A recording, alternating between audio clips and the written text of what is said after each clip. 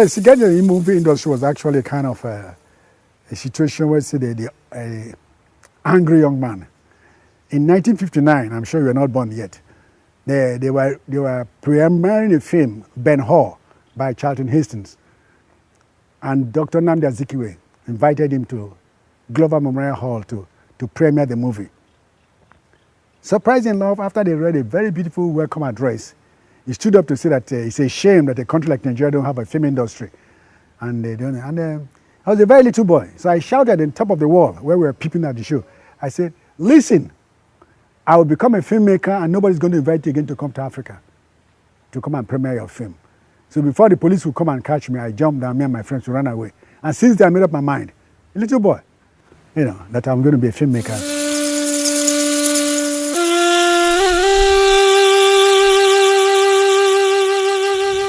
The killing of Murtala Muhammad, So, you know him? Oh yeah, he's a personal friend. He's a personal friend. That's why I shot the film on his killing. The film has been banned 5 times by different governments, and when I appeal to them, they release it. So this government comes in and buying it, the other comes, and because to shoot the film, it was hell. Nobody wanted to help. Nobody wanted to support the film. I wanted to use the authentic places. That is exactly where he was killed, his house. So what I did was got some uniform boys, gave them some drinks and some money. So they closed the street, and I was able to shoot the film in the exact spot where he was killed, because that's where I took this still shot myself when he was killed. Everyone was running away when he was killed. I was bold enough. I went there with my still camera to take this picture. So this poster was made from an authentic picture of his execution. This was a very big success, commercially, historically, and that's what I'm after, to be able to identify themselves with what they call contemporary stories. I base my ceremony on contemporary events, and then where you can see through. Because here was Murtala, a devoted Nigeria, stepping on toes of the cruel, greedy, corrupt people, and they want him out. And that's how they did. Well, this is one of the here, because most of this film, like I told you, was shot in 1983, 1979.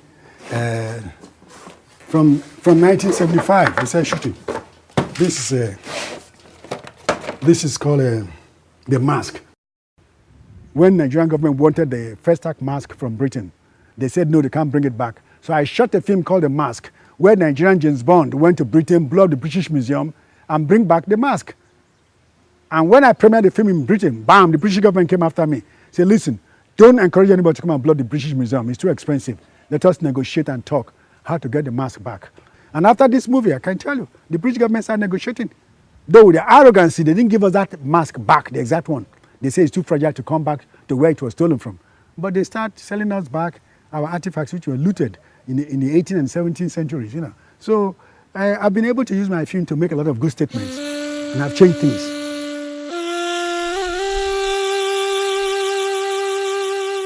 They've done a lot for this nation. They've given this country a good name, whether we like it or not.